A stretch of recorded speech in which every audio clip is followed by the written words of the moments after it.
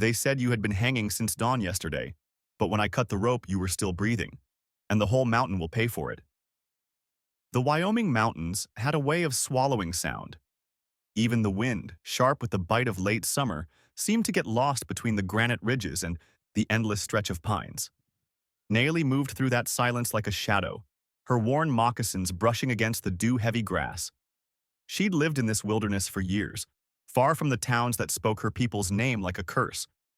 Out here, she could breathe without looking over her shoulder, most days. That morning, the stillness felt different. Heavy. Watching. She was tracking one of her snares near an old military outpost, long abandoned and half-claimed by moss. The first thing she saw was smoke, thin, gray threads twisting above the roofline. Then she saw it. A shape hung from the ridge beam of the cabin's roof, dark against the pale dawn. At first, she thought it was a carcass, some cruel hunter's warning. But as she stepped closer, the details sharpened. It was a man. A tall man, boots dangling lifelessly, head bowed. His hair, dusty brown, hung over his face. Just below his boots, burned deep into the cabin door, were the words, "Savage Lover," the letters blackened by fire. The air still carried the acrid sting of charred wood, and beneath it, the faintest sound. A breath. Nayeli's heart clenched. She scanned the tree line, empty. Whoever did this was gone, for now. Without hesitation, she climbed the creaking side of the porch, grabbed her knife, and cut through the coarse rope. The man fell into her arms heavier than she expected, his weight forcing her to her knees. His skin was cold, his pulse faint but there. She didn't know his name, why he was here, or why someone wanted him dead. But she knew the feeling in his limp body, the ghost of life barely clinging on. She'd felt it herself once, left for the buzzards, saved only by stubborn breath and sheer will. The mountains stayed silent as she lifted him onto her shoulder and started toward her hidden trail. No one saw them disappear into the trees. Out here, the wilderness kept its secrets. The man's weight dragged at Nayeli's shoulders, but she didn't slow. She followed a path only she knew. An overgrown trail that twisted through the pines and down toward a narrow stream, hidden beneath fallen logs. Her breath was steady, but every step pressed the memory of other nights into her chest. Nights when she had been the one barely clinging to life, carried in the arms of someone who believed she was worth saving. The cabin and its burned insult faded into the mist behind them. Up ahead, the forest opened just enough to reveal her shelter. A lean-to of cedar poles and woven brush, its roof matted with moss, almost invisible unless you were standing right on top of it. She lowered him onto a bed of furs and blankets, kneeling beside him in the dim light. For a long moment, she simply looked at him. His face was sharp-boned under the grime, his lips cracked, stubble darkening his jaw. Bruises bloomed across his throat where the rope had bitten in. His shirt was torn, one sleeve soaked in dried blood. She pressed her fingers to the side of his neck and felt the slow, stubborn pulse of someone who hadn't let go. Nayeli moved with quiet precision, fetching a clay jug of water from the stream, tearing strips from an old buckskin tunic to wrap his injuries, grinding willow bark and yarrow leaves into a paste for the swelling. The shelter filled with the scent of herbs and damp earth. Outside, a raven called once and went silent. When she finally touched a wet cloth to his face, his eyelids twitched. He stirred, groaning low, as if waking cost him more strength than he could spare. His eyes opened, storm gray, unfocused, and fixed on her. "Where am I?" His voice was a rasp, the words clinging to his throat like gravel. "Safe," she said simply. He blinked at the answer, then tried to sit up. Pain caught him halfway, and she put a firm hand on his shoulder. "Don't. Not yet." He studied her, breathing slow. "You're Apache." She didn't flinch. "And you're still breathing because of it." His gaze softened for the briefest second before something hard slid back into place. "Name's Elias Kane," he said, voice low. "Guess you're wondering why I was up there. I figure someone wanted you dead." "They still do," he murmured, a bitter curve at his mouth. "I pulled a woman out of a cattle wagon last winter. She was Cheyenne. They called me a traitor, said I'd forgotten my blood. He looked away, jaw tightening. Radek's boys strung me up for it. Wanted folks to see what happens when you stand on the wrong side. At the name Radek, Nayeli's fingers stilled on the bandage. Clayton Radek? He met her eyes, reading something in her face. You know him? Her voice thinned. He led the raid on my village. She looked past him, into the shadows pooling in the shelter's corners. My mother, my brothers, gone. I ran into the mountains and didn't stop. The silence between them stretched, heavy but not empty.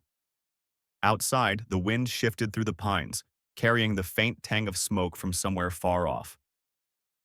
Elias closed his eyes briefly, then opened them again, searching her face. You saved me, he said, as if testing the weight of the words. I saved someone Radek hates, she replied. That's not the same thing. But she stayed by his side, changing the cloth on his forehead when fever took him, murmuring in her own tongue when he twisted in restless dreams. In the long, cold hours before dawn, she sat against the shelter wall, watching the slow rise and fall of his chest. Loneliness had been her only companion for years, an old, uninvited guest she'd learned to live with. It was in the way her thoughts circled the past when the night was quiet. It was in the way her hands moved without another set to answer them.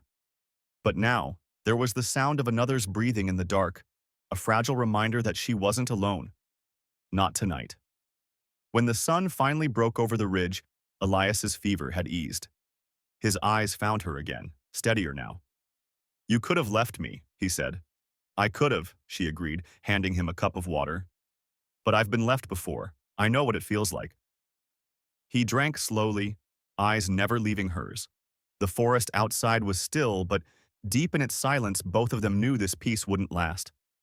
Somewhere out there, Radek's men would hear that Elias Kane was still alive. And when they came, neither of them would be able to stand aside. The mountains kept their secrets, but war had a way of finding them. If this moment pulled you into the heart of the story, don't let it end here. Like this video to keep the fire burning, subscribe for more untold Wild West tales, and share it so others can ride with us into the dust and silence, where every heartbeat counts. The sun climbed slow over the Wyoming ridge, spilling pale gold through the canopy, but it didn't chase away the chill in Nayeli's bones. She had been awake long before first light, her ears tuned to the breathing inside the shelter and the whispers outside it. The forest was too quiet. No bird song, no squirrel chatter in the underbrush.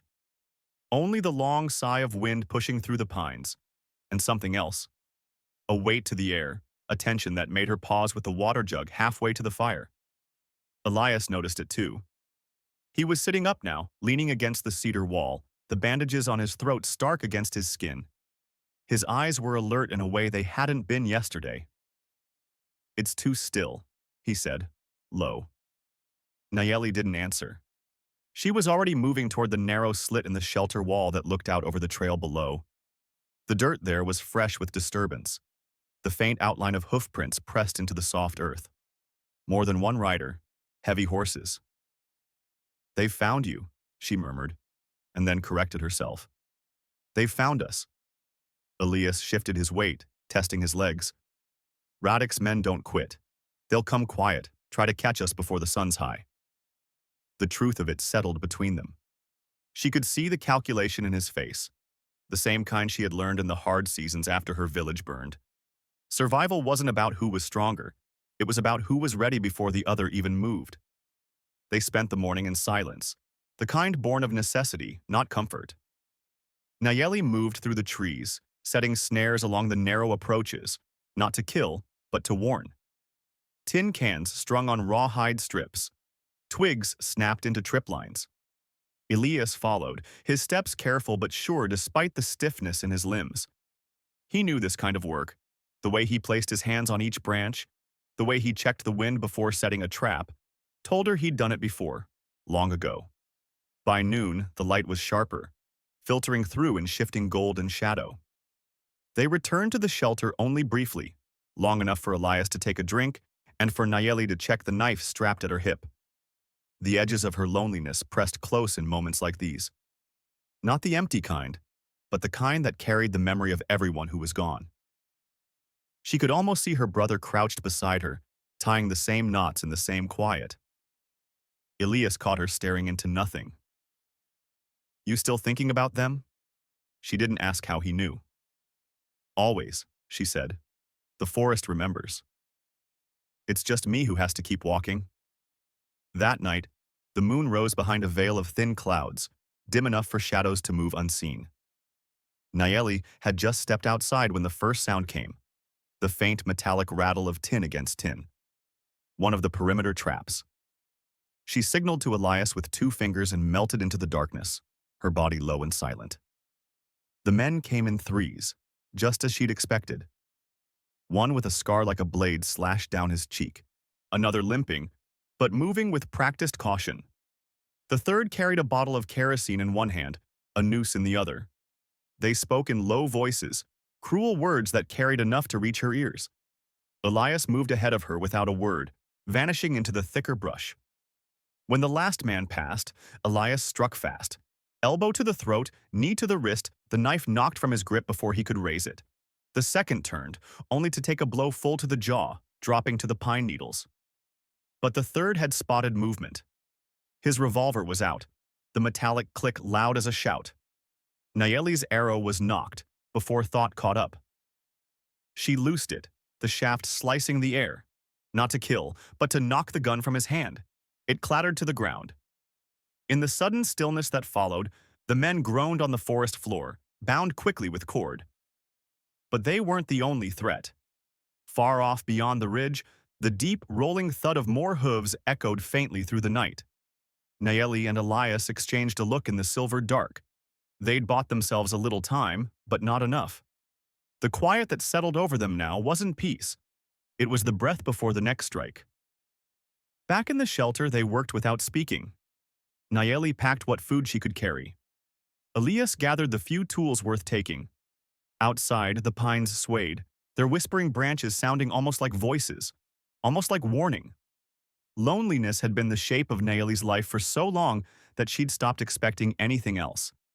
But as she glanced at Elias, alive because she'd refused to walk away, she felt something sharper than solitude and heavier than fear. A tether. Fragile, but real. And she knew then, whatever came over the next ridge, they would face it together. The fire in their shelter had burned low, throwing more shadow than light. Nayeli crouched near the doorway, listening to the night breathe. Somewhere in the distance, a wolf called, its long, mournful note drifting over the ridges. But beneath it, softer and more dangerous, came the thump of hooves. Not one or two this time. Many. Elias was already on his feet, his bandages damp with sweat. His eyes met hers, and in that wordless exchange, both knew the truth. Radek's men had closed the distance. "We can't hold this place," he said. Nayeli nodded once. Her voice was steady. "Then we make them chase smoke, not flesh." They moved fast. Elias kicked dirt over the fire while Nayeli gathered her bow, a half-filled quiver, and the small pouch of flint she kept tied to her belt. She led the way into the dark, keeping low beneath the sway of the pine branches. The night air was cool against her face, but her chest burned.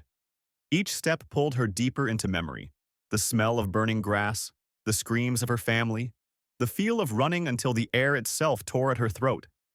Tonight, the loneliness she had worn like a second skin was pushed aside by something else. The stubborn need to protect the one person who'd stood beside her since the noose had been cut. They reached a thicket near the ridge, where the underbrush was dry and brittle from weeks without rain. Nayeli stopped, struck the flint once, twice, until sparks caught on the grass. Flames licked upward, small at first, then climbing as the wind fed them. Elias didn't question her. He only grabbed a fallen branch, touched it to the newborn fire, and carried it to the next patch of brush. The blaze spread in uneven fingers, climbing the slope toward the trail their pursuers would take. Soon the smell of pine resin and smoke curled heavy in the air. It wasn't destruction for its own sake.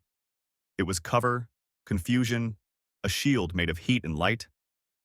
Through the shifting smoke, they moved downhill toward an old path that snaked into the canyon. Nayeli knew every twist of it. The stones underfoot were slick with moss, the walls close enough to scrape their shoulders. Elias followed without complaint, though his breathing had turned ragged. At the canyon's end, half hidden behind a curtain of wild vines, was the mouth of a cave. Nayeli pushed the greenery aside and stepped into the cool dark, feeling the ground change under her feet. Inside, the air was damp and still, smelling faintly of old earth and stone. Elias dropped onto a flat rock near the wall, wiping soot from his forehead. "You've been here before." "A long time ago," she said, setting down her bow. "When running was the only thing I knew how to do." They sat in silence for a while, listening to the muted roar of the fire outside.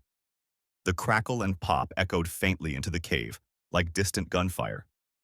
Elias broke the quiet. "You didn't have to come back for me." Nayeli's gaze stayed on the cave's dark mouth. "Maybe I didn't, but I've been the one left behind. I know the way it hollows you out." His eyes softened, but neither moved closer. There was a kind of safety in the space between them. Not the safety of walls or weapons, but the fragile trust of two people who had been alone too long to know anything else. Outside, the firelight flickered against the canyon walls, painting them in restless gold. Somewhere beyond it, voices shouted in anger, the sound blunted by distance. The flames had slowed the hunt, but it wouldn't stop it. They would have to keep moving, come dawn. Nayeli leaned back against the cold stone, closing her eyes for a moment. Loneliness had been her constant shadow for years, but tonight, sharing the cave's darkness with someone who understood what it meant to lose everything, it felt different. Not gone, not even lessened, but altered. Loneliness with company was still loneliness, yet it carried a strange kind of warmth. Elias's voice came again, low, almost hesitant. "What happens when we run out of places to hide?" Her eyes opened, finding his in the gloom. "Then we stop running." He didn't press her for more. Some answers weren't meant to be unwrapped in the middle of the night. The wind shifted, carrying the scent of the dying fire into the cave. Above it, faint but steady, came the rhythm of hoofbeats again. Farther off now, but still there. They had bought themselves a few hours. No more. Dawn came slow to the canyon, spilling light like water over the rock walls, but neither of them slept much. The hoofbeats had faded hours ago, yet the memory of them stayed heavy in the cave air. Nayeli stepped outside first, scanning the ridgeline. The fire they'd set had burned itself to ash, leaving only thin columns of smoke twisting into the pale sky. Somewhere out there, Radek's men would be regrouping, deciding which way to turn the hunt. "We can't keep running," Elias said behind her. His voice was hoarse but steady. She turned toward him. "You said that last night." "And I meant it." He pushed off the wall, limping into the morning light. "If we keep hiding, they'll keep hunting. Not just us. Anyone who ever stood where we've stood. I've seen enough of that in my lifetime." Nayeli's gaze shifted toward the distant mountains. She'd built her whole life around avoiding the open, avoiding notice. Yet here stood a man who'd been strung up like a warning, and he was ready to walk into the center of it all. "What do you have in mind?" she asked. "We take it to them," he said simply. "Not with guns. With proof." By mid-morning, they were riding down out of the hills, following a narrow trail toward Dustwater. The land opened into dry, wind-swept flats where sagebrush leaned under the weight of the breeze. It felt too wide, too exposed. Loneliness stretched out here in a different way. Not the closeness of an empty forest, but the aching kind that came from being two small figures in a sea of sky and dust. Nayeli kept her hood low as they entered the town's edge. The streets were half busy, townsfolk pausing just long enough to glance before returning to their business. But word traveled fast in places like this, and she could feel the eyes following them even when backs were turned. The courthouse stood in the center, its white paint peeling under years of sun. Elias tied the horses out front, his movements deliberate, as if each knot was another way of telling himself he wouldn't run. Inside, the mayor and a panel of elders sat behind a long table, their faces lined with suspicion. Elias laid the first piece on the table, the scorched plank from the cabin door. The words, "Savage Lover," still burned deep. Beside it, A folded letter in Radek's distinctive hand, its threats as clear now as the day they were written. "This," Elias began, "is what was left where they tried to kill me. This letter matches the hand that ordered it. You all know the man who wrote it?" A murmur ran through the room. Nayeli stepped forward then, her hands steady as she untied the back of her blouse and pulled the fabric forward, revealing the long, raised scars that trailed across her skin. The room fell silent. "These," she said, her voice carrying to the far wall, "were not given to me by my own people. They were given by men who said they were saving me from sin. Men like Radek. He burned my village. He left me to die." She let the words settle, unblinking. "And he will keep doing it to anyone he decides is unworthy of breathing." From the back of the room, an old voice cut through. "I was there." An elder, bent with age, stepped forward. "Radek gave the order. No quarter, no captives." His eyes swept the room.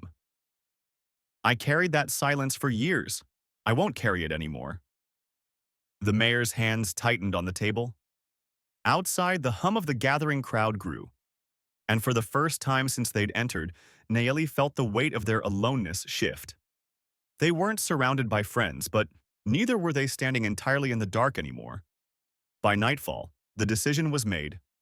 Radek would face charges. There would be no quiet letting go this time. When they left Dustwater at sunrise, the air was crisp, the streets still damp from the night's dew. They rode side by side, not speaking, the silence between them no longer empty but full, of choices made, of danger still ahead, of something fragile and unspoken that tied their paths together. The trail bent toward the hills and the town fell away behind them. The mountains waited, quiet and indifferent as ever, but this time they weren't going back to hide. If this ride through the dust and silence pulled you in, don't let the trail end here. Like this video to keep the fire alive. Subscribe for more untold Wild West stories. Share it so others can stand with us where justice is carved from truth and not fear. The hills rose ahead, their slopes washed in the pale light of morning. Each hoofstep carried them farther from the courthouse and the murmuring crowd, farther from the faces that had watched them with a mix of doubt, fear, and something that might have been respect. The air was thin and cool up here, the kind that filled your lungs sharp and clean. Nayeli could hear the faint creak of leather from Elias's saddle beside her, steady and sure, a sound she hadn't realized she'd learned to trust. Neither of them spoke. There was nothing to say that the wind couldn't carry for them. Words were fragile things in a land like this, too easily broken by bullets or lies. Out here, it was the keeping of company, mile after mile, that said what needed saying. They would never be entirely safe. Men like Radek didn't vanish. They left shadows that others were willing to step into. But for now, there was the road, and the quiet rhythm of hooves, and the knowledge that they had stood in the open and not turned away. The trail wound higher, and the view spilled wide, rolling ridges fading into blue distance, the kind of horizon that could swallow a lifetime. Somewhere behind them, the town of Dustwater would go on, different now, if only a little. People had heard, had seen, and maybe, just maybe, would remember. At the crest, Elias slowed his horse. Nayeli matched his pace. The wind caught her hair, carrying the faint scent of smoke from the lowlands. She looked at him, then ahead. Whatever came next, they would meet it together. And in a land carved by silence and dust, that was the closest thing to peace either of them had ever known.